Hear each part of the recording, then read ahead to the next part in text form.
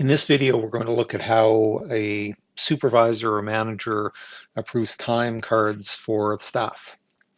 So let's start with our practice person here, supervisor. First thing I'm going to look at, if I'm going to click on their name and say my profile, and down here at the bottom is the org structure, I can look at that and I can see that supervisor has 4 direct reports, and that's whose time cards we're going to look at.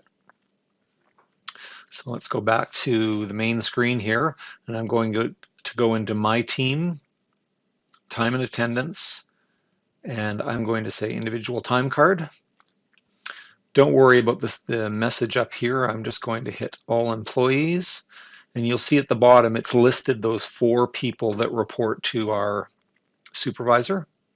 So I'm going to click on the first one, and you'll see for this employee called medical home, it's actually over here on the right. It's the first of 4 employees. So I'm going to be able to scroll through these one by one.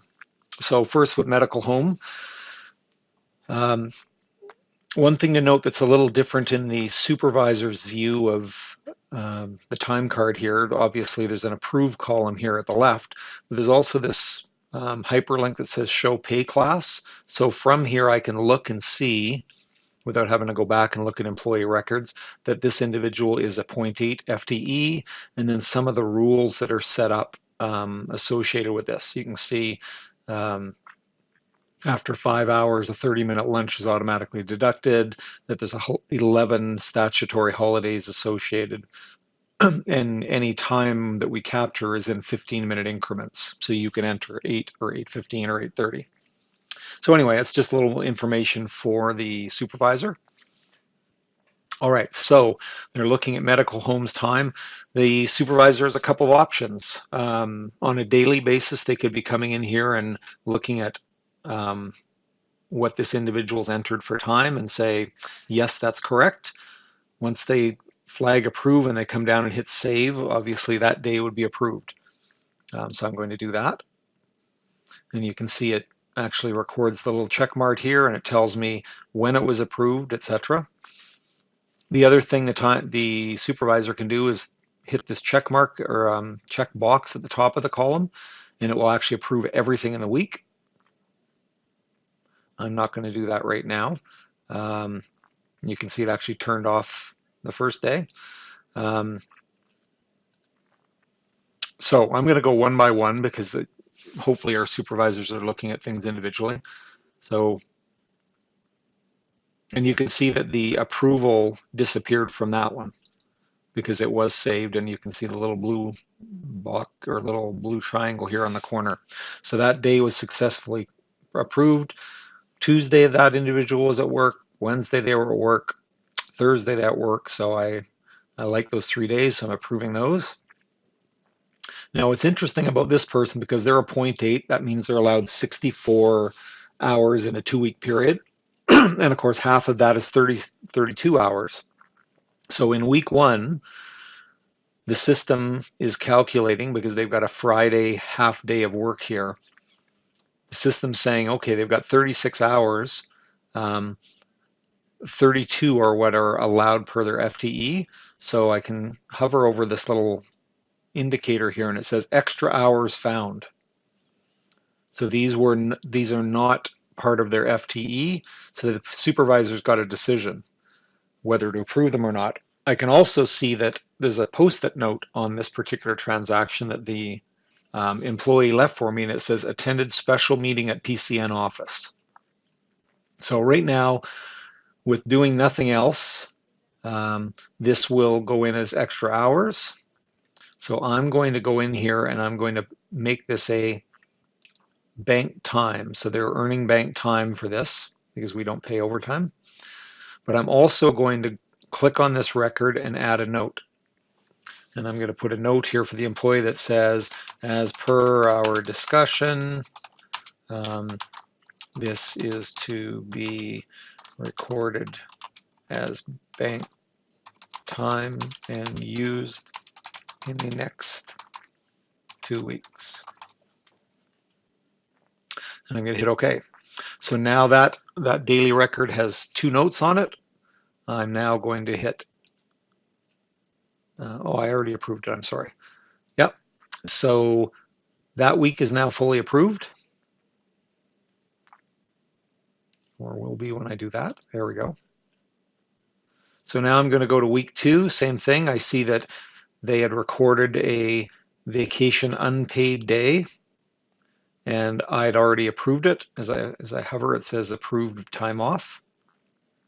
And then the remainder of their week, Tuesday and Wednesday were regular days, so I'm going to approve those two. Thursday is unusual. I see that they have flagged that it was a jury duty day. And if I hover over their note again, it says, note, called for jury duty but was not selected, so I returned to work. So they had 4 hours while they were at the courthouse. Obviously, they traveled back to the office over the lunch hour and then worked the remainder of the afternoon. So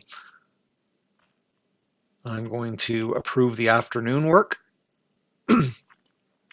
Now, the jury duty, let me just switch to the time off balances. And if I scroll down, jury duty is a pending request. So there should have been a request sent to my supervisor here. So I'm going to go up to my email and look at my, it's probably this one because it'd be the most current.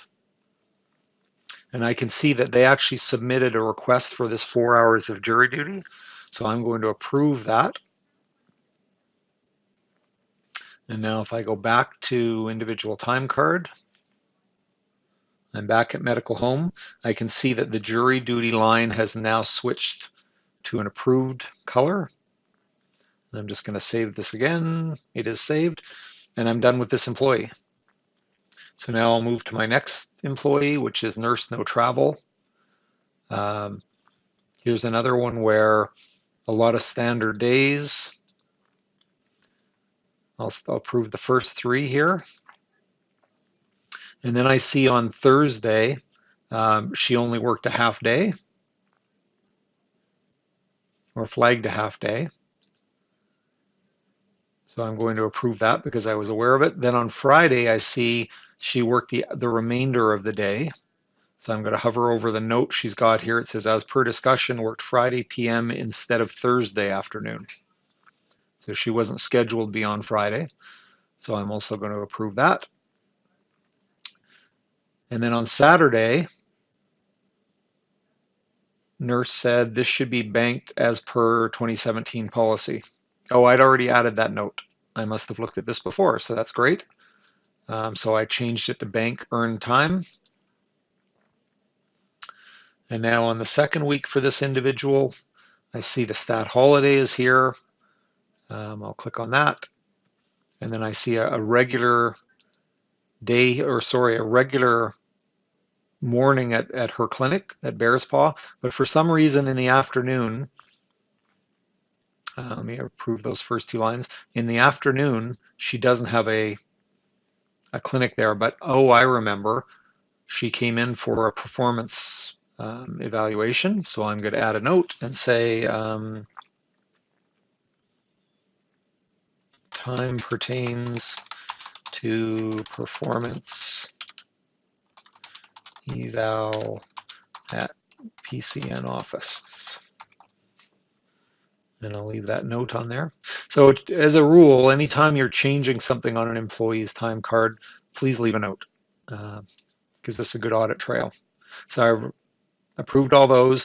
And then finally I come down to Friday here, and she's recorded time. And let's look at her pay class.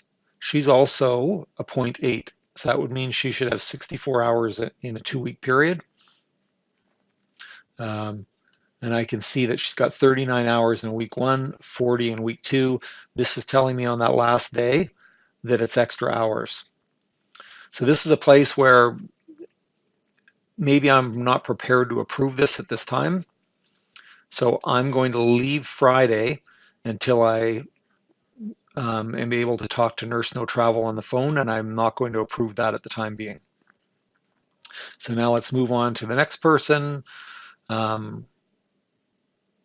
BHC Rover, same scenario. Week 1 looks fine. It's actually, let's not click on approve yet.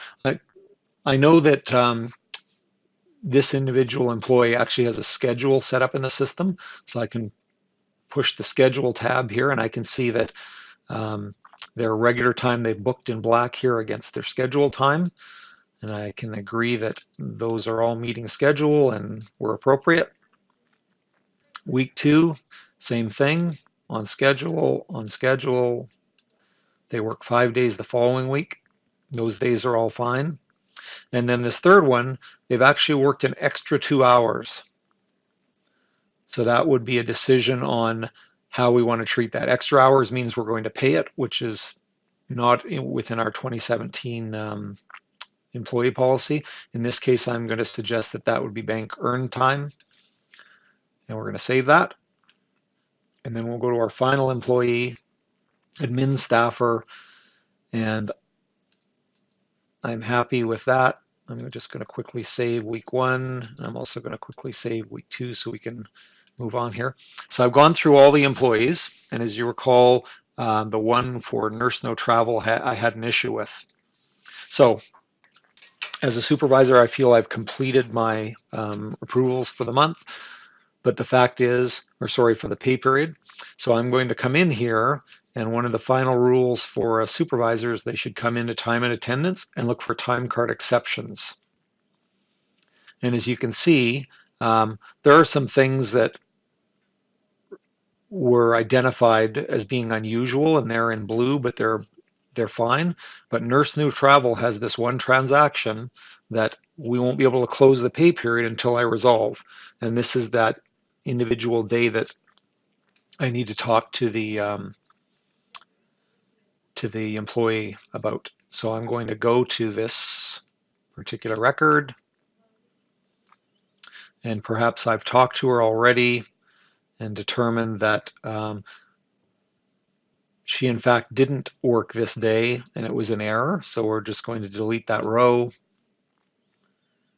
And because I deleted a row that was a Saturday, I can't add a day or a note anyway. So my audit trail would have to be the email or the conversation I had with this employee. So I'm going to save it now. And I'm going to go back and time and attendance, time card exceptions, and it's all blue. So this means at this point that I could let the HR department know to proceed with executing payroll for my team. And that's it. That's how you approve time cards.